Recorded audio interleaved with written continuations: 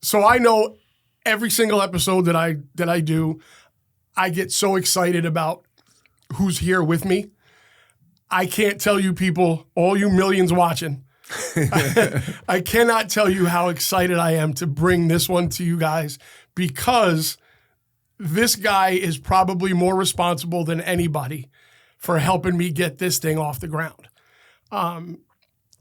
This he's going to get mad at me because I'm going to hype him up and I'm going to say, no, I like when other people hype me. I don't have to do anything. I could just say, yeah. The credits are so impressive. I actually had to write them down so I didn't forget any of the key ones. Bram Howard from The West Wing. Cousin Brian from The Sopranos.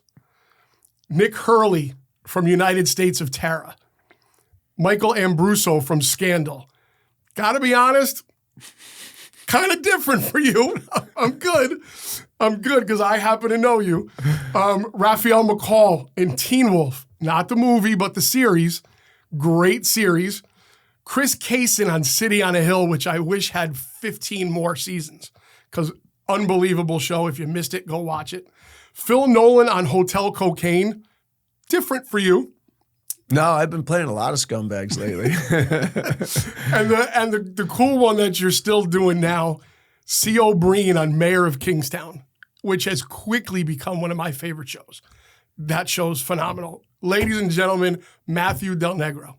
Thank you, Jez. This is very nice to be here, finally sitting here and sitting down with you. I'm so proud and psyched that you have this up. You got the sign, you got the microphones, the studio. It's so awesome. Not my studio, but it's really cool to be here, and thank you for making me sound cooler than I am. So I like it. True. You're the man. There's no doubt. For everybody that doesn't know, Matt also has a podcast, which we'll get into, called 10,000 No's. It's a phenomenal podcast, which is why I reached out to him when I wanted to start this to get his advice. And he also has a book, which I knew he wouldn't bring, so I brought my copy, titled 10,000 No's, same as the podcast, which you guys should all go out and take a peek at. How can they get their hands on this? You can either go to the best way, if you want it like signed and inscribed or whatever, you could just email info@10,000nos.com. We'll get you something that's actually signed, inscribed. I'll do notes for people, specifically, or they can go to 10,000nos.com or just go on Amazon and get it, probably for a lot cheaper there. To be honest with you, if you just want the book, go to Amazon. Well, the podcast is called Sign This Please, so you guys should probably go to the website, ask for a signed copy, and we will talk about Matt's autograph that's in my book, because we need to talk about that scribbly little autograph. I've been given shit for that by my brother-in-law recently. He's like, what is this? He's like, it looks like chicken scratch. I was like, it's fine. It's whatever. So that's good. Actually, it means something coming from you. So. Well, I don't know if it means anything, but I just know that when I saw it, I was like, Matt, come on. It's got to be better than this. Which all right, I'll take that. I'll kind of divert a little bit. Years ago, I was at an event we had brought Chad Pennington, who at the time was the rookie quarterback of the Jets. We brought him into a show, and at that same show was Joe Namath. And we're in the back, and Chad was with somebody else from my office, running through the back room and doing all his mail order stuff. And Joe Namath comes in and says to somebody that, hey, I hear Chad Pennington's here. I want to meet him. They had met, old Jet quarterback, new Jet quarterback. So they brought him over to Chad, and I happened to be there. And what happened was kind of wild, because Chad was ripping through, at the time, he was signing full-size Jet helmets, and he's banging through them. And not a very good autograph. So he stops. Why'd you look at me when you said not a very good autograph? Because it's not a very good autograph. Go on. So they come over, they meet, they're talking. A couple of minutes go by. And Joe turns to Chad and he says, is that your autograph? And he goes, yeah, why? What's the matter? He goes, listen. He goes, I got to be honest with you. That's not acceptable. And I mean, the 4 or 5 of us that were around it were like, ooh, we've kind of heard people say that to other guys before, but it's coming from Joe Namath. Yeah. And Joe Namath is telling the rookie, like, your autograph's not acceptable. And Chad's like, what do you mean? It's my signature. And he goes, listen, these guys are paying a good nickel for your, they're paying good money for your autograph. They want their time to meet you, so on and so forth. You got to give them something better than that. And after this conversation took place, on the spot, Chad Pennington changed his autograph and changed it for the better going forward. Because he was one of our Steiner Sports exclusives, and Chad changed his autograph. Because Joe Namath told him that it had to be better than what you were given. And if you ever saw a Joe Namath autograph, it's spelled out Joe Namath. You can make out every single letter. Yeah. And Chad was, he was ripping through whatever. It was like Chad, CP. Like, dude, you got 4 letters in your name. Like, it's got to be better. And then Chad changed it, and it was very meticulous, and it was the same the whole way through. You know what? This message is received. My brother-in-law gave me shit like a month ago. He goes, what is this? He's like, I can't even tell what that is. Yeah. It looks like, like I don't know who that is. He said it looks like a... I don't know if he said... It does. I don't know if you can see this on camera. Oh, that's really bad. That one's really bad, yeah. It's just squiggle. That's bad. And it's fine. It's the note that meant everything to me. No, but that's you know what? That's actually like that's a great story. It was fantastic. That is a freaking great story. I'm not even giving it to you message third hand. Received. I will think about it. Now, okay, then follow up on that though. Yep. What do you do? Can you change in the middle of the road? Like I've always thought, well, now you're locked in. What do you do? Doesn't matter. I don't think it matters. Yeah. Again, he changed it for the better. I mean, I've seen guys, Matt, that literally just put a pen on there and just, And listen, you're an actor. I'm sure you've walked places and guys have stuck things in your face and you're ripping through the crowd and it's just, you're giving them the quick squiggle and you're off and, doing what you're doing. And we've all seen it. Whether it's an athlete, an actor, whatever it is, you're getting the quick autograph. You're not getting the good one. Yeah. So there's the good one, and there's the there's the signature you give when you buy your house. On the 50 pieces of paper you have to sign. Yeah. And there's the autograph you give when you're in a hurry and you just bang through it. Right. Or you got some of these athletes when you got to do, 1,000 autographs in a day. Right. Your hand gets pretty darn tired. I would imagine if you're sitting there. If you're giving them, that's Matt Del Negro is not exactly a short name. It's, you've got to. Yeah, But that's a great story. I mean, that's a really. If I didn't hear it myself, I would have been like, no way. Yeah. And I was standing right there and. I mean, we're not going to go into it now, but I could go. That's like, that story is like, there are so many reasons for my thinking of the chicken scratch that it's interesting to hear from Broadway Joe. Like I'm always, it's like, oh, well, you don't want to put too much time at, just like go, you're caring too much. He's going like, no, care a lot about what they're receiving. Sure. What they're, I think interesting, like kind of comes, funny to talk about this on Sign This Please, but I have I didn't even think about this at all until just a second. My relationship to autographs is tainted because, do you remember Bill Johnson? Yeah. He was a gold medal. The Olympic medalist. Yeah. It was like in maybe like the 1980 Olympics, maybe in Lake Placid. I want to say it might have been a little later. 84. Maybe it was 84. I think it might have been a little later. All right. So, yeah, probably 84. So I'm like 12 years old. He was going to be at like the Elmsford ski shop or something, not too far from here. Right. I go down there. My mom takes me down there. I'm like, I want to get his autograph. And I wait in line, and he's in this room in front of like a hearth. And they have like a camera, photographer there with a big camera, and you're waiting. And then they'd be like, okay, ready for the next one. You come in and he'd put his arm around you and smile for the camera and he'd take the picture and then whatever. And then he'd sign the autograph. And I was a young kid and they were like, okay, next. We go up there. He goes, how you doing? What's your name, Matt? Yeah, Matt, whatever. He goes like this. And the photographer is like, hang on a second, and had to like, change the film or whatever. Roll. And he was just like, and went and like was talking to someone else. And I was just like a young kid, sure, like just left out there hanging out to dry, just like, oh, wow. And then they're like, okay, we're ready, Bill. And he was like, and put his smile on. And I was like, fuck him and fuck autographs. They don't mean anything. And I swear to God.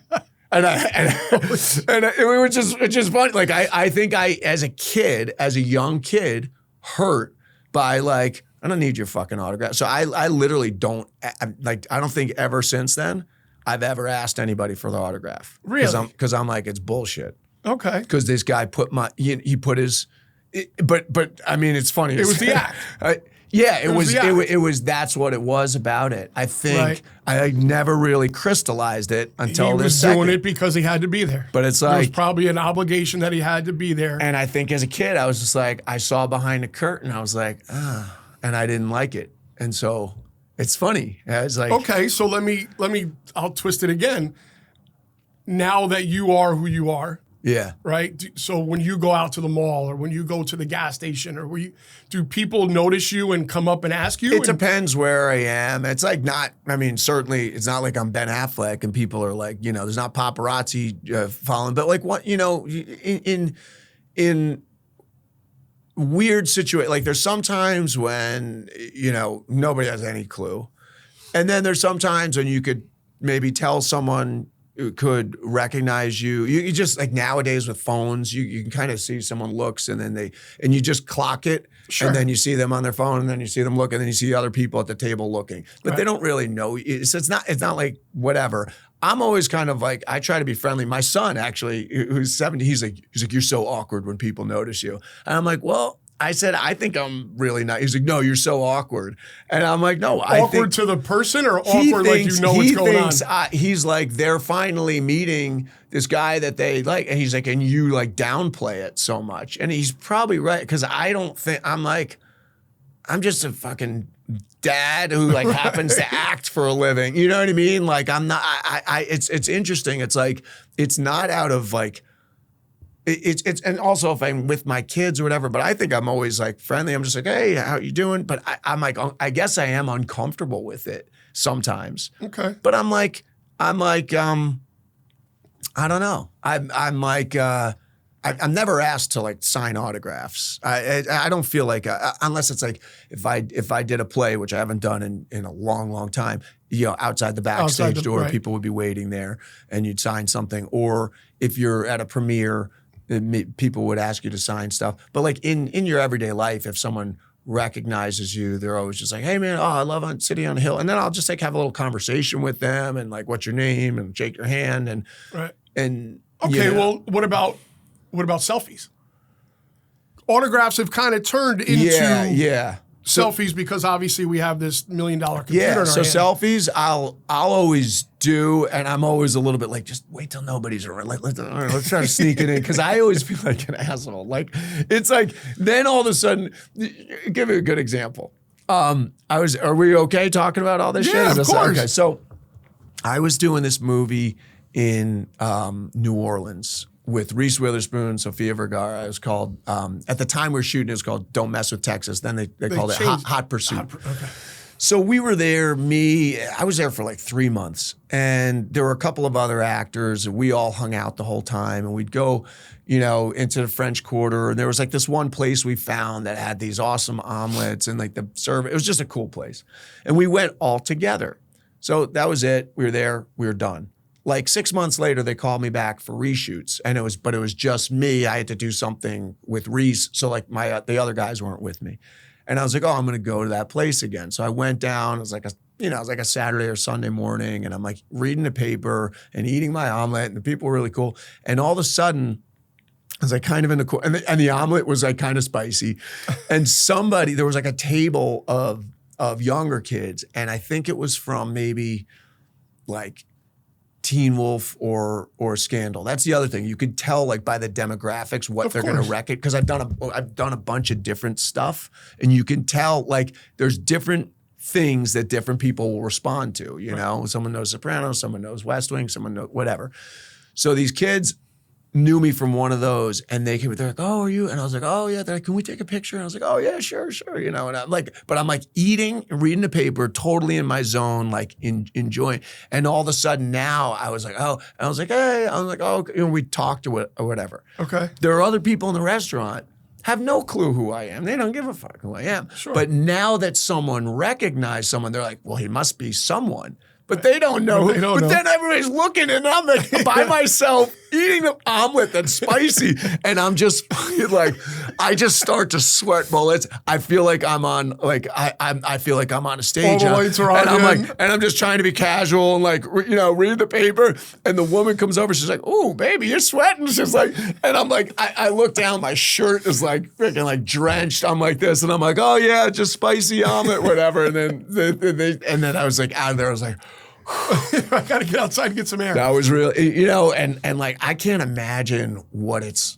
like for someone who's really famous. I'm not, you think about these, I think it would be like living in a cage, like to be, when we lived in LA. Fishbowl. Yeah, really. I mean, we lived in LA, and at one point we lived in West Hollywood, kind of close to this coffee bean where like it's kind of ridiculous. You think about that. Like people would know the paparazzi would be there, but they would go there and then they'd get like chased out. You're like, well, maybe just don't go to the coffee bean, But you'd be there, and that guy Perez Hilton. It was like when it was like the beginnings of him. So he was just coming up. Okay. He would like sit there. I didn't know. My wife knew. She's like, "Oh, that's the guy Perez Hilton. He has some blog at the time, I guess it was." He would sit there, and whoever was in, he would talk about it, whatever. But, you'd see people come in, and like they'd like literally get chased out in their car. Like it was crazy. And you kind of see that, and you're like, God, be careful what you wish for. I mean, like to me, fame or notoriety or whatever, it's in my business, the good part of it is only, you want to be respected, so you get to work on the best material with the best people. Sure. And you have options. That's great. The other side, like, to me, it's cool when someone comes up and they're like, "I love City on a Hill," or whatever it might be. "I love Huge in France," and you this, blah, blah, blah. And they're like specific, but that they know, maybe they don't know your name. They really were moved by something you did. Sure. That's cool. When they're just like, they don't even know who you are, but like someone else noticed you and they're like, "Hey, can I get a picture? And you're just like, you just think and I'm they're like, going to figure it out later who you were? Yeah, like they have no clue. They're just like, "Oh, that's something." And that you feel like shit because you're just like, but it's a part of what you do. It's like that's one of the things, So it's interesting. It's like it's a very, I don't know. So you're going to tell me people don't come up and ask you for an autograph? Not a ton. I mean, I guess it's happened. It's not a lot. Definitely not a lot. More people will like come up and ask for selfie is more, or just say something, and it's just like, really nice. I'll just always ask them, "Oh, what do you know him from? What do you know me from? Or what do you, where do you live? What do you do?" Whatever. I just like have a human conversation with them. I'll try to take it away from me and just put it on them because I don't really love. I love it if they're talking about the work of it, like or the show, and it was a show that I really loved or a performance I loved. Mm-hmm. Like I love that, Like a lot of people, actually those two shows, City on a Hill, Huge in France, were two shows that got canceled when people that watched it were pissed. Mm-hmm. They were shows that the people that watch it loved it. And they're like, "What's going on?" Like even City on a Hill. We stopped like in I want to say I was done shooting that in 2021 or something, or 2022. So it's like 2 or 3 years ago. And people are like, "Oh, when's it coming back?" I'm like, "It's done." They're like, "Oh, I'm so pissed." I'm like, "Tell me about it. It was my job." Yeah. I'm like, I wish there was 5 more seasons of that show. Yeah, it was good. It was good. Awesome. It was a good show. Great cast. You never know. You never know what goes into the decisions. It's such a fickle business. You're like, it's so uncertain because Then you'll go do a couple of episodes on a show that's been around for 20 seasons and gets millions of viewers. And I don't necessarily, I would take City on a Hill or this show Huge in France I'm talking about was like, we did 8 episodes. It was a Netflix original.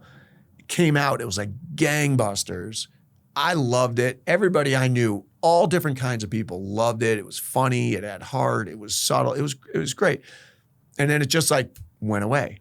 And you're like, how does that go away? And then this other show is like on its 20th season. But that's what people are watching. That show must be making money and this one's not. Right. And so you're just kind of like, you almost have to like, I just told you we were with our freshman football coach last night, John Jay. John Jay football, shout out. And we're Fox talking, is up, baby. Fox Lane, go on. Fox is up. And we were talking about like the way he prepared us for the games. And he was like, you remember how we would come up to the field, we'd come up from the junior high and we'd be in single file, nobody would say a word. He's like, I would always be walking up going, did I prepare them for the game? Did I do everything I could do to prepare them for the game, so that I know no matter what the score is, I did my part. Right. And the irony is this guy, like we were undefeated for like, it was like 5 years in a row, 6 years in a row. Every freshman team at John Jay, like no losses under this guy. That's why we all get together. Sure. He was a huge impression on us. But acting's a little bit like that. Like you do the work, you do the prep, you go in, you hope the job's good, and you do it. And then like whether it's received or not, I mean, I can't tell you. Do you know when you're filming? Do you know when you're reading the script that I think you know it sometimes. A lot of times, I think if it's good, you're like, oh, this is a good one. This is a special one. But you don't know if it's going to be a hit. You don't know that, I don't think. I mean, like, there have been things, I thought Huge in France was going to, I thought that was going to change the trajectory of my career because of the role I was playing. I went to do ADR, like we did it. And while we were doing it, I was like, oh, this is awesome. And my character, it was a great character. It was funny. It was like, it had everything in it. So I really loved the experience. Then I didn't hear from the guys. There was 2 guys that wrote and directed all 8 episodes. Okay. Didn't hear from them for like 4 months. Then they called me. They said, you got to do ADR, which is you go back and like, sometimes there's lines that need to be re-recorded and they, for clarity or there was wind or whatever. So I go back to this studio and I'm like, what's up? I'm like, how was it? Because when we had such a good experience on it, and then they like went into a hole, and I'm like, did it come out okay? And they're like, dude, we got to show you. And they started showing me clips, like more than what I needed to do for ADR. They started showing me the scenes, and I was like, holy shit. And I called my agent. I remember being, I don't know why, I was in the parking lot of a Home Depot in Burbank, pouring rain. And I called my agent. I go, this one is going to change the game for me. I go, I'm jealous of myself in this role. It's such a great role. Like it wasn't even, like I felt good in it, but it was a great role. And you don't get those that often. And like, it was like, Netflix called my reps and said, we're going to get behind him for an Emmy campaign, all this shit. It was like, I was like, oh, I was right. This is really going to do it. Came out, people I knew loved it. It came out on April 12th, which is my wife's birthday. I was like, that's an omen. May 11th. I mean, it was like, I had guys that lived in my town that wrote for The Office that were like, that I didn't even know that well. They're like, dude, when are you doing season 2? And I'm like, oh, I don't know if we're going to get a season 2. But in my mind, I'm like, of course we're going to get a season 2. Sure. Literally May 11th, I'm on the phone with someone for my podcast. I'm like talking to set up an interview. And as I'm talking to him, my laptop's in front of me and an email comes in and I'm like, holy shit, I got to call you back. And I look and it's those 2 creators. Right. And they wrote to all of us in the main cast. And they're like, guys, we're so sorry to say this. Netflix pulled the plug. It was May 11th. It was less than a month after it was released. And I was like, gutted. I was like, what? I'm like, well, fuck that. Can't we sell it to another gonna say, network? can't you go to- And they're like, no, it dies with Netflix. And I was like, how, what? And just like that, gone. Like all 8 episodes didn't even come out yet. No, they came out. They're out. You can go watch No, them. no, but I'm saying at the time of that email. It was a binge. It was a Netflix thing. So it was like they came out and they dropped them on April 12th, the whole thing. It wasn't like and a week. this is a show that, like, I'm telling you, man, I could tell people from all different walks of life, you know, if you're working, they're like, oh, what do you like? And I'll say like Huge in France. And they're like, oh, I'll go check it out. Like the next day they come into the makeup trailer if I'm like working on a job and they're like, it was amazing. I go, oh, did you watch the pilot? They're like, no, I saw the whole thing. They like binge it. They can't stop watching. It was really funny and it was really good. And it's just like done. So I've learned to do it because I've been doing this for a while now, but like you do the work, you put the work in. It's just like my freshman coach was saying, put the work in and you go out and you're either going to win the game or maybe they got a great running back and like they run all over you and they smash you, whatever, and it doesn't work out. Like, I don't know. You can't, it's like, or I don't know. It's just like there's no control over how it's received, or maybe not even that, because that was received well, but I guess the numbers weren't well, or I don't know. So has there been one that's been the other way for you, where you thought, oh, what an egg we just laid on this, and then you turn around and it's a success, whether it's a movie or? I'm trying to think. If it was, I probably wouldn't say it if I thought it was bad. But I'm just trying. Just tell me yes, there was. Yeah, no. I'm trying to think. That's a great question. I don't know if there was stuff that was like that I thought was terrible, and then it came out and it was great. Nothing. You were kind of like, well, I don't know if I like that performance. I mean, there's whether it was your character, well, whether it was stuff the show. Like I had something on Scandal that was like a particular episode that Regina King was directing us, and she's a great actor. I don't know if you remember her from like Jerry Maguire. Like, she's amazing, and she's a great person. And I had a scene that was tricky, but in retrospect, I think I was probably, I played. Yeah, it was. I got to tell you, I'm clicking through the channels one day, and I didn't even know you were on it, and I was like, "Is that Matt?" Yeah. I'm like, "Oh my God, that's Matt." I was like, "What is he doing?" Yeah, like, Matt, what happened? I had to go there. So, but there was a scene that was like, in retrospect, I was probably like not comfortable with whatever, but like the way the scene was being shot, and I said to her, I was like, I don't know, it feels like a real jump from here to here and da-da-da. And she was like, look, I got you, trust me. And I eventually was like, I'm going to trust you because like I think she's a great actress. I think she's a great person. She was our director. And it's like, and I trusted her. I didn't feel great about it. I watched the episode and I was like, oh, okay, yeah, she was right. I was wrong and she was right. Right. And so that is like a little example of it. There's times like that. I guess there's times you could like watch a scene back and like maybe feel like it's such a collaborative art form. You got to be good, but first of all, you need great material. You need great writing. Sure. You need great, scene partners. And you need great filmmakers or creators. Like the story has to work, the editing, they have to pick the right picks and the right music and get the right tone and how they lit it. Like you're really in the hands of the team. It is really truly. But with something like that, okay, let's say the writing isn't as good. Yeah. Can the actors change it? You can elevate. Or can the actors ruin good writing? Yes, as much as uplift it, you know what I mean? Like, yeah, I think actors can probably ruin good writing, although it's harder to ruin good writing probably than it is for. Well, I don't know about that.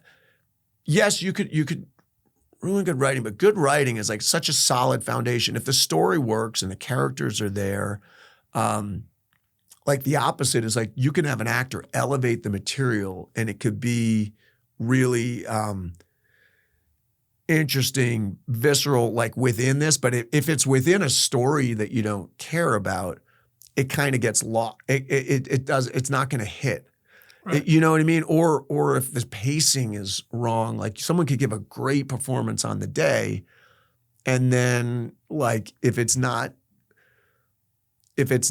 edited properly or the story doesn't work or whatever, it's like it doesn't really amount to as much as like you're on the set, you're like, holy cow, that person totally brought it. That was amazing. Right. And then you watch the thing and you're like, well, it's good, but it didn't have the power. It wasn't taken care of as much, you know. So whether it was editing, that's been you know that actually happened once on a indie film I did that was like a low budget indie that I loved the experience. I thought what I was doing I was really happy with, and then I saw it cut together and it was almost more like it felt like a play. It was like it was a character piece with a bunch of guys, and it I didn't feel like the cut supported all the stuff I thought I was doing internally, subtly. Okay. I didn't feel like it was picked up when I saw the thing. And I was like, and I loved the people involved. It just didn't, it never popped. Interesting. You know, and then sometimes if you're getting, that's the beauty about getting on good shows, which I've been lucky to do, is you do something and it just like Mayor of Kingstown. I didn't really do that much. I mean, like I didn't do that much, but that character has an impact eventually. In the beginning, it's just a little bit, but that show's really well done. And no doubt. So that makes me look better. I mean, like the show is really good. It's like, even if I don't have a ton of screen time, you don't mind if it's a great show and then you have like something that has some impact, you know? And those guys, I had worked with them, a bunch of them on Wind River, which Jeremy Renner was the lead of that. Mm-hmm. He's the lead of Mayor. Hugh Dillon, who was with me on Mayor of Kingstown, he plays Ian, the bald cop. Oh, yeah. He's awesome. So when we did Wind River, that was 2016, he told me about growing up in a town with like on the border of Canada and the US and all these prisons around. And he's like, yeah, I got a script for it that he wrote. Like, I want to say he wrote it 10 years prior to that. Wow. And he had worked with Taylor as a coach, Taylor Sheridan of Yellowstone fame and all the rest of it, basically built Paramount Plus since we made, post Wind River. But Taylor was writing and directing Wind River. And Hugh was like, I read the pilot for Mayor of Kingstown back then. That was like 2016, just because I like Hugh. We hit it off. And I was like, oh, this is really cool. And I was imagining like, oh, this will be cool. They're going to do it for low budget, whatever. Taylor ended up doing Yellowstone, which was huge. And I remember it was like, 4 years after that, I watched the pilot of Mayor of Kingstown, and one of the other guys from Wind River was playing the warden in season 1, James Jordan, great actor. Yep.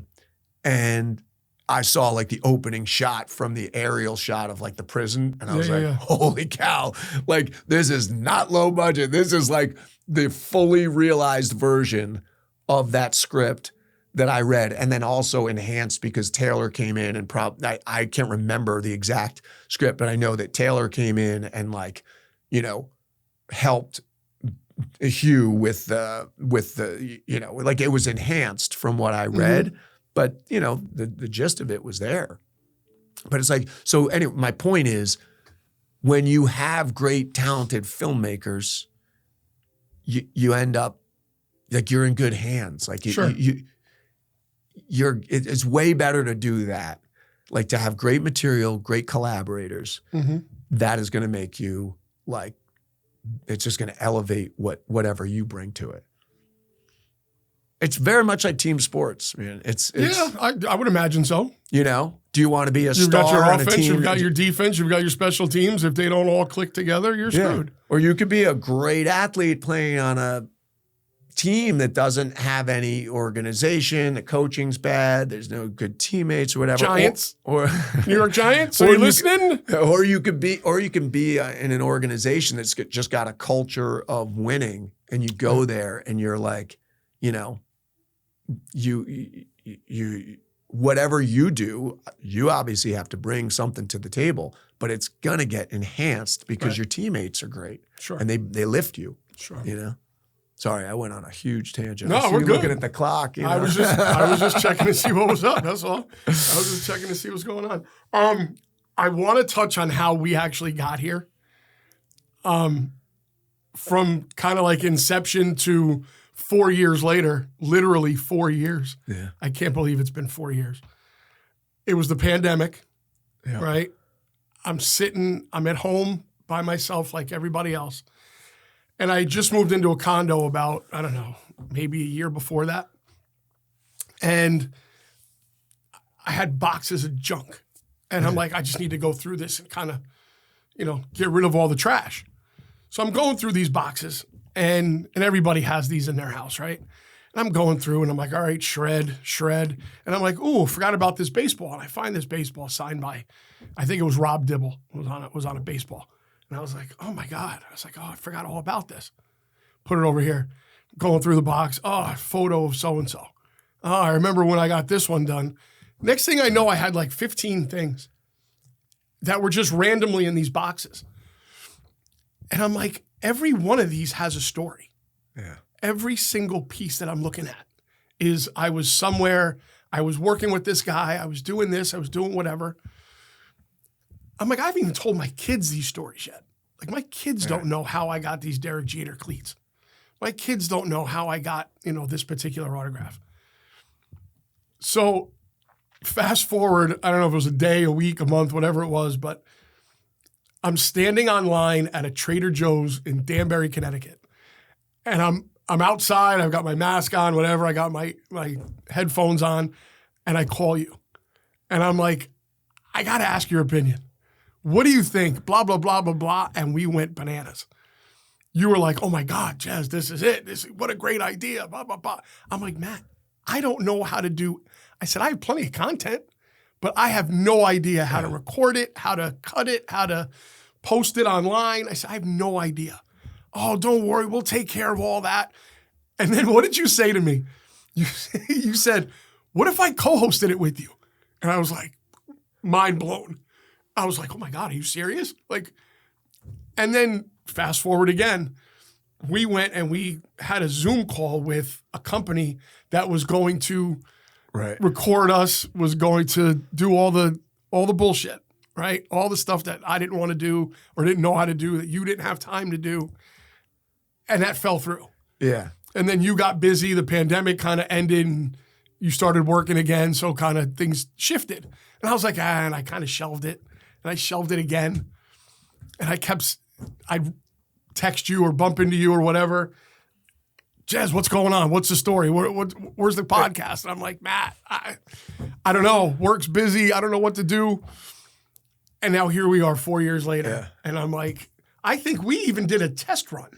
Yeah, we did something on Zoom. On Zoom. Right? We did it on Zoom. And we literally did an episode together where we were doing this. Yeah. And that was during the pandemic. Well, that's what's so cool for me is to see you here, like at the sign and this and the whole setup. It's awesome. I mean, I'm so impressed with your follow through, because my experience is most people say they want to be an actor or they want to have a podcast or stuff like that, but they don't really they don't actually follow through, because it's hard when you start to do it. You're like, I mean, I probably in the first conversation, I was probably like, everybody's got a podcast, man. Don't do it. Something like that. I probably gave you the real that. And then also it's a great concept. And it's a great, even as you're telling it now, I'm like, it's about so much more than autographs. It's about so much more than, merchandise and celebrity and all that. It's really not about that, in my opinion. Like I told you, my relationship to autographs is that, because of my experience as a kid. But what I love, what you're doing, you're kind of perfect for my purposes. You're getting underneath it and getting to the human side of it. And I think that's so cool. I think people can relate to, having stuff from their life that they are really, you know, invested in or they're you know, they've been recognized in this thing and their kids have no idea. We just went through this. My dad we just put him in assisted living like a couple months ago. Oh, wow. And my brother and I went through his place and like he had all these like newspaper clippings and like just crazy stuff that like I knew about, but you get emotional looking at it because and I saved it and like wanted my kids to see it because they know him as grandpa. And you're like, no, look at this, like letter from the FBI to grandpa thanking him for coming and talking to them and like shit like that where you're like, oh, he, you know, awards, just different stuff that you're like that as a generational thing. You kind of like I think this concept. Who know again? What do I know about what people want to watch or what they want to listen to? But to me, I'm like, it's cool because there's people that are really into it, but then, you know, someone who wants to hear the behind the scenes, like you told me a story with Jeter and the milk or something. Like, you told me a bunch of great stories. Right. And like barely scratched the surface. Right. And I was like, all of them. It's just the stuff that I experience, stuff that most autograph collectors aren't going to experience. Yeah. Right? They're just not. Like I was with a dozen times, 15, 20 times with Derek. Yeah. In different situations. At his apartment, at hotels, down in Tampa, at spring training, in our office in New Rochelle when we were there. Just different settings and everyone had an experience. Like there was just, it was crazy. Yeah. There was so many different stories and I can sit here and tell them all. Yeah. I promised you at one point when we were talking that I have a Muhammad Ali story. Yeah, I want to hear the Muhammad Ali. And I said, I'm only going to tell it if you come on the podcast. Yeah. So I'm going to tell you this story. And this story it's literally my favorite story ever. I've got dozens and dozens and upon dozens of stories. But this one it was pretty cool. It's cool now. It wasn't cool when it happened, but so I'm working at Steiner. It's 2004, 2003. 2000. Okay, so you're like 30. I'm 31-ish, 32-ish, whatever. Okay, yeah. Early 30s. So I'm working at Steiner, loving my job. I've got every guy's dream job, right? I have to go out to do a signing with Muhammad Ali for 3 days. Wow. Okay. It's 1,000 autographs. I'm going to put this in perspective. It was 1,000 autographs, and it was going to take us 3 days. Now, Derek Jeter does 1,000 autographs. It takes him about 45 to 50 minutes. Done, out the door, packed up, and we're out. Wow. He's a machine, right? It's bang, bang, bang, bang. Well, Muhammad Ali's got Parkinson's. Things get iffy, right? So you've got to kind of pace yourself. The whole time he's taking breaks, right? I mean, he's literally trying to write his name out. The Parkinson's will kick in. His hand will get a little shaky. Right. The agent will go, all right, hey, let's take a break, right? Because obviously you're paying a lot of money. You don't want these things to just be all out of whack. So it was, again, 3 days. Like, I can't even stress it enough. Where were you, by the way? Where are these things? This is crazy. So you would think L.A. You would think, somewhere extravagant. Berrien Springs, Michigan. You say, Berrien Springs, Michigan, what does that have to do with anything? He lived in Al Capone's old house. Wow.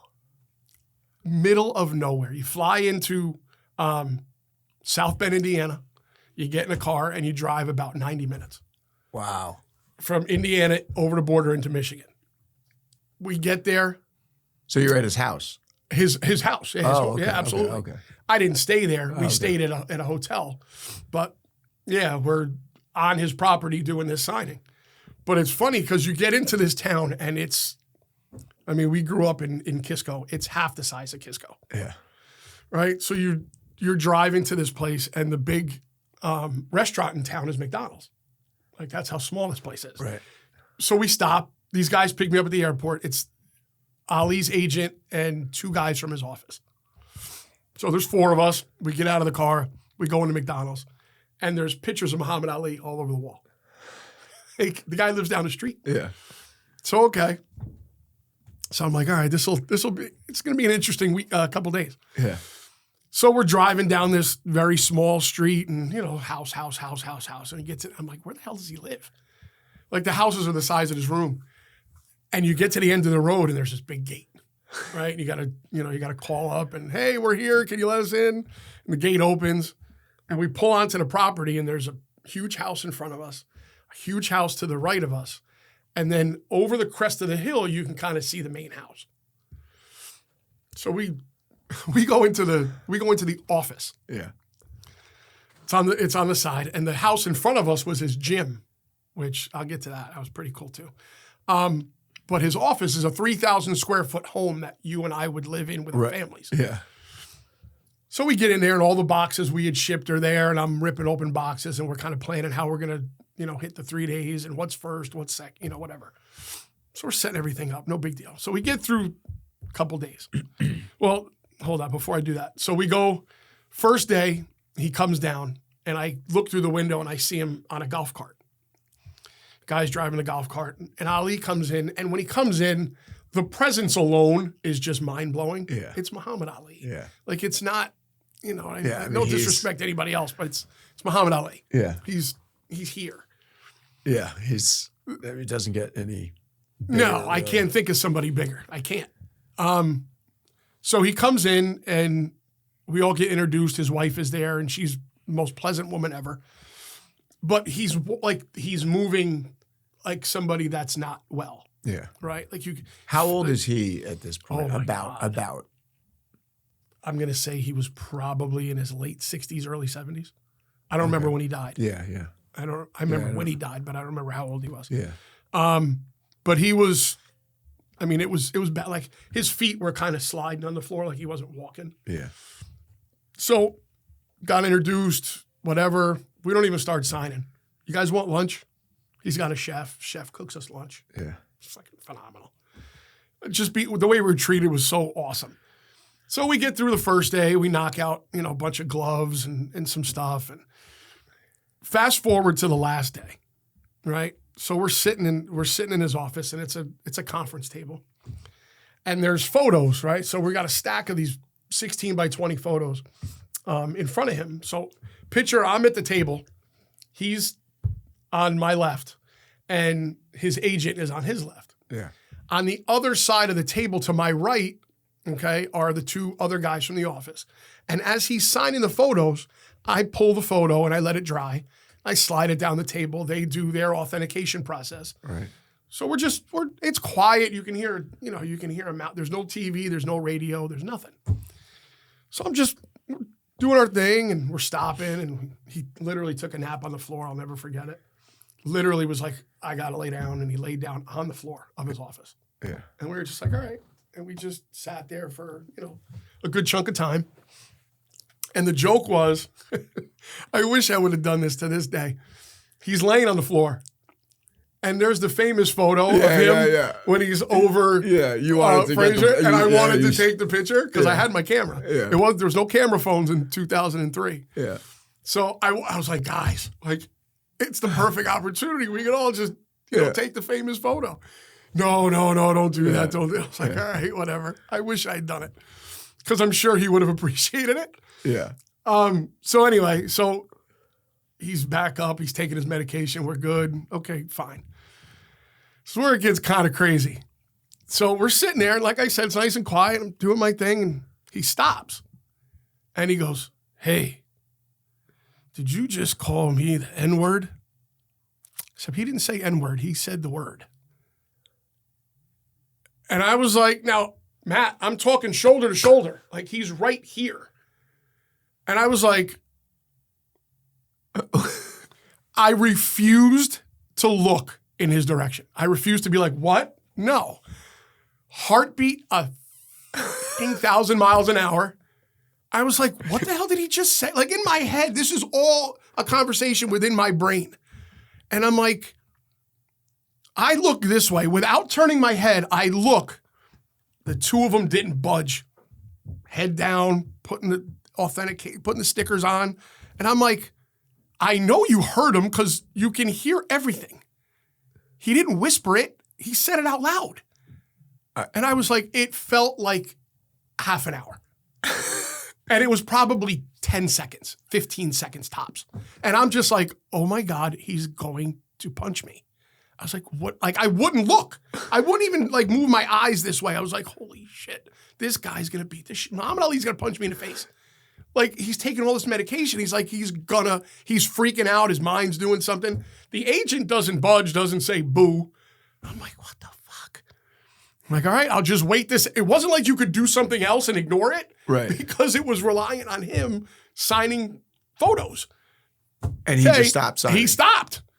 What am I supposed to do? I'm like, all right. Were you even talking at that point? No. Absolutely not. Not even a peep. Nobody was doing it. We were just signing. He's messing with it. He's messing. Not at that point. I didn't think that was the case. Okay, fine. So he starts signing again, just out of nowhere, doesn't say anything again, just, okay. I'm like, whew. I'm like, holy shit. I'm like, what the hell's going on? 5 minutes later, puts the pen down, looks at me. I'm to his right, looks at me and goes, hey, did you hear what I just said? Did you just call me the N-word? Oh my God, I'm going to die. Nobody says a word. Nothing. Again, feels like 30 minutes. Holy shit. It was 10 seconds. Do you say no, sir? I said nothing. Nothing. Finally, the agent lets me off the hook. He goes, what if I did? What are you going to do about it? The look on my face must be like, what in God's name is going on here? Because he said that, and Ali turns to him in the chair, and he goes like this. He puts his fists up like this. And I go, what the hell is going on? I'm looking at these two, and God bless the two of them, they didn't budge. They didn't crack a smile, nothing. They didn't give up anything. The fuck? Ali goes like this. The agent turns in his chair to him and goes, all right. And Matt, for 3 days, this poor man looked like an invalid. Like he couldn't function without somebody working the strings. Yeah. He's in his chair, and I shit you not. Like this. Bap, bap, bap. Every single punch was flush. Like this. He wasn't doing this. He wasn't missing. It was, and it was, what the fuck? I was like, where'd this come from? Like, oh my, like it was the most amazing thing. It was like, it was like, It was like this crazy moment in my life. I was like, holy shit, it's Muhammad Ali. And he's just banging away for a good 15, 20 seconds. Every punch like this, bang, bang, bang, flush. He stops and he goes, get up. To you? No, to the agent. Thank God, Jesus Christ. He goes, get up. And the agent goes, listen, relax. I get it. You feel good. Let's take a deep breath here. And he goes, get up. I shit you not. They both stood up. Now he's dancing around the room doing the same thing. Bang, bang, bang, bang. I grabbed my camera. I have pictures of it. I'll try to insert them in here. I swear to God, I have pictures of him and his agent just sitting there going like this. Bro. So we finish. We finish out the day. Nobody says boo to Paul. Nobody said a word. They do that for a while. He sits back down. He takes his medication. He takes another nap. Nobody says a word. Nothing. I've forgotten about it. Like I've totally just put it out of my mind. I couldn't believe what I just saw. I'm one of how many people that have actually witnessed something like that with him? Yeah. Like he's dancing around the room. And the guy could barely walk 72 hours ago. So that night we pack everything up. We label it. It gets shipped the next day. Nobody says a word to each other. Nothing. Those three guys and me are in a car They bring me to the airport. I fly home that night. No conversation about it in the car. Nothing. Zip. I don't even want to bring it up. I don't want to say nothing. I'm like, I can't believe what just happened. Next morning, I get into work. I walk into my boss's office. My boss is always the first guy there. He's there 6, 7 o'clock in the morning. I get in a little bit early. I walk in his office. He goes, oh, what's up, Paul? How'd it go? How was it? I go, Chris. And I tell him the story. He's laughing his ass off. I'm like, why are you laughing, dude? Like, it wasn't funny. Like, I was like upset. I was like angry. I was like, why are you laughing? He goes, Paul. He goes, have you ever seen the Sports Illustrated in Brandon's office? Brandon Steiner was the, obviously the owner of Steiner Sports. Brandon's office on the other end of the hallway from Chris. I go, yeah, I've seen it. Of course. It hangs behind his desk. He goes, but have you read it?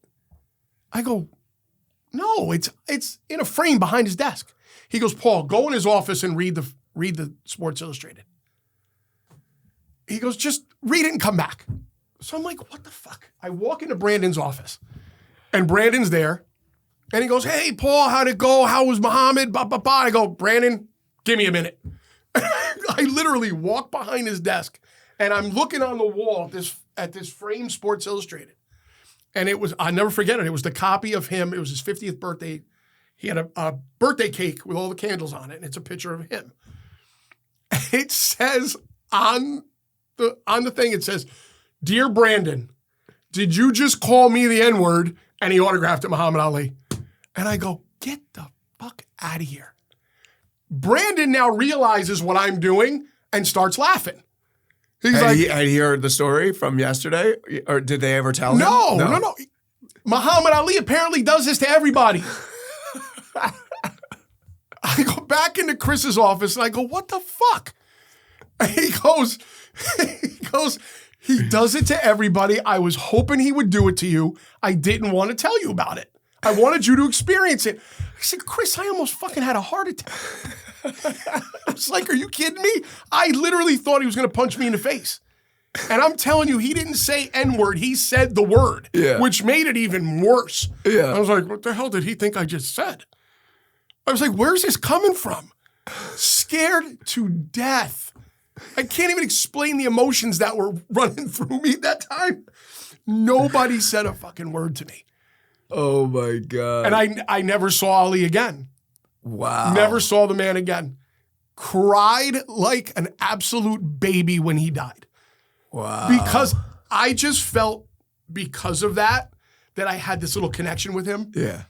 That he was comfortable enough to fuck with me like that. Yeah. And I was like, God damn. And I love that his guys were all in. They were all in on it. They'd all obviously been a part of it. My boss knew, Brandon knew. Brandon's like, oh, he played the joke on you. And I'm like, fucking joke are you guys talking about? I'm like, that was a joke? I'm like, I thought the guy was losing his marbles. Like, I was like, God damn it. Oh, my God. Greatest story ever. Like, just absolutely the most, I tell it to everybody. I love that story. And the fact that when we were done, he was joking around with me and I didn't pick up on it because, again, I was like, yeah. When I was leaving, he gave me a gift and I still have it to this day. It's locked in a safe deposit box. I'll never take it out.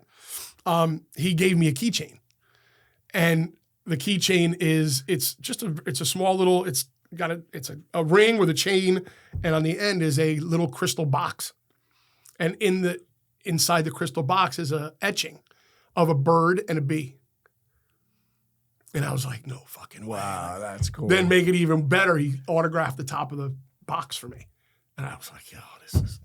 Like, my kids haven't even seen it. My kids are 28, 26, 24, and 17. They have not seen this. They haven't seen it. Wow. Like, it's locked in a safe deposit box, and it's going to stay there until I die. Why not pull it out? To do what with it?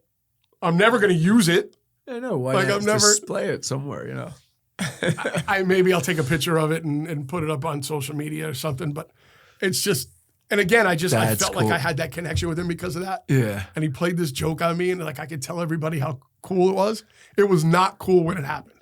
That is scared great. the bejesus out. Yeah, I mean, that's what everybody says, that he was like a total showman with, everything that he did Phenomenal. how he got in the head of Absolutely his phenomenal. opponents, you know, like with words and with that is cool. His body was completely busted up, but his mind was as sharp as a tack, and it was awesome. So how do you explain, was the Parkinson, it was just that he could, it's not like the Parkinson's was an act. No. But he could, I guess at times, he could just slip out Again, of he it. was probably taking medication. Like his wife would come in with medicine that she'd crushed up and mixed in either water or orange juice or whatever it was. Yeah. And he was taking it, I would say, every 2 to 3 hours. Yeah. Like I can only imagine the amount of stuff this guy was taking. Now, again, you're Muhammad Ali. You can afford the best care, right? I imagine that whatever Parkinson's medication was out there was, the best, you know, he had the best of whatever it took. But it was... That's amazing. It was awesome. I'm glad you waited to tell it in person because, like, I had to save that for this because it was too good not to. That's great. No, so that's great. That's it, man. That was probably like I said, it was probably the coolest thing ever happened to me, autograph wise. And I've been with, I've met everybody. Well, you got to, at some point, if you didn't already, you got to do an episode where you tell everybody that Jeter milk story. Oh, absolutely. I thought that was pretty good. Yeah. You told me a couple that I thought were all really. Actually, that Jeter milk story actually involved my middle son, Tim. Yeah. Yeah, he happened to.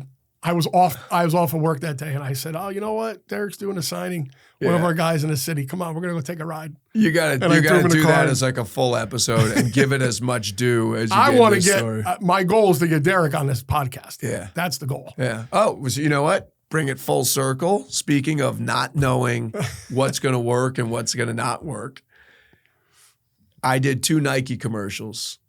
Did you really? 2 Nike commercials. One was with Derek, one was with Carmelo Anthony. Neither of them aired. I think Carmelo one aired like once and then it got pulled for some reason.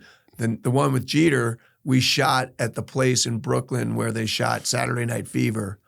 Like with the like rainbow colored dance floors. I was like a bartender and like, toss them a thing, whatever. And I was like, oh, I'm going to like, buy it. This is in the height of Jeter. Yeah, no doubt. This is in the 90s, And I was like, oh, I'm going to buy an apartment off this thing. He used to come into Turtle Bay. I know. That's what I thought you were going to say. Yeah, he used to come in. And I probably told you this. He came in, I bartended, never served that guy a drink. Always water. Literally. Never. Part of me's not shocked. He was. Part of me's not shocked. Dialed in. Good guy. He played in the minors with this guy, Sean Twitty. Sean Twitty. One of our yeah, no doubt. Yeah. And Sean worked the door for you guys? Yeah. Yeah. Sean's great. Sean worked at Derek's agency. Yeah. And whenever I had to do something with Derek, yeah. Whenever Derek and I, like whenever he did some stuff with Steiner, Sean was always there. Do you know Katie O'Neill? No. She went to BC. She was my brother's year, and she was like Derek. She was at IMG. That was like kind of my intro to Derek. Oh, okay. Was through her, and then he used to come into the bar because of Sean, and like he would come in, like he brought like Posada and David Cohn, and like he brought. I'm trying to think who was there after they swept San Diego. Was that in 98? Was that in 98 when they swept? 96, that was the Braves. 98 was 98 was 98 was they like 4 of them came in. Like Chili Davis, I think, was in. Okay. Tino was in. Okay. Yeah. It was like, I mean, I try to explain it to people. I'm like, we had like a little, that was like such an era of being in New York between the Yankees, him coming in. Then like 9/11 happened, and we had guys that we worked with that were there. Anyway, we'll go into a whole bit. There's a whole other 10 more episodes to go into that. But Turtle Bay, New York City, late 90s, early 2000s was like a real era when you look back on it. Sure. You don't even know if I realized it so much in the moment. Right. But it was. And you never asked for an autograph, Matt? No. Nope. Sign this Turtle Bay napkin for me? No. because I think because of the Bill Johnson thing. I don't think I've ever asked anyone for an autograph since then. Crazy. I'm Italian. I Don't get forget. it. Yeah, I'm Italian too. I get it. I get it. Oh my God. Yeah. So before we go, Yeah. I want to mention the podcast again. Yeah. I want people to follow you. I want them to check out the podcast. I want them to go pick up the book.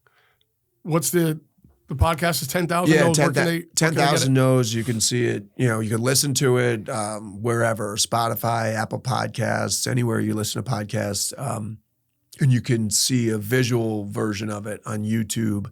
And if people are interested in the long form ones, I've had some cool guests on in the past when I used to do more like this, like hour and a half conversations, Kevin Bacon, Henry Winkler, Lorraine Bracco, people like that.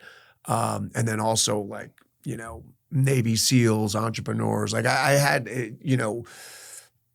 originally it was really trying to not just be within my industry. It was like, what do people have to overcome to get to where they are? Sure. A play on the 10,000 hours concept. It's like, it takes you 10,000 no's, you just keep going. If you stop after 10 no's, you're screwed. Right. You got to keep going. So there's that. And then the more recent ones are more specific to actors and artists and entrepreneurs, but they're smaller episodes. And I do them they're on YouTube as well. And they're kind of pulled from these we do this kind of virtual community where it's all about helping people with the mindset of pursuing something that's, a difficult pursuit, whether it's as an actor, writer, director, athlete, whatever. Right. And those are kind of smaller episodes, usually under 10 minutes. I've been doing those lately. And then when I work with someone that I'm like, oh, you sit down and do the full thing, then I'll do the old school version. Gotcha. Yeah. So, all right. Well, yeah. I want everybody to go and listen. Yeah. Go follow. And like I say, the autograph world is extremely vast, right? Everybody's got a different angle. Everybody's got a different thing they want to follow and chase as far as autographs go and things like that. If that's what you want to do it. Don't let anybody tell you otherwise. Create your own stories. Have some fun with it. When you see that athlete, that actor, the musician that you want to ask for an autograph, just make sure you do it politely and ask them to sign this, please.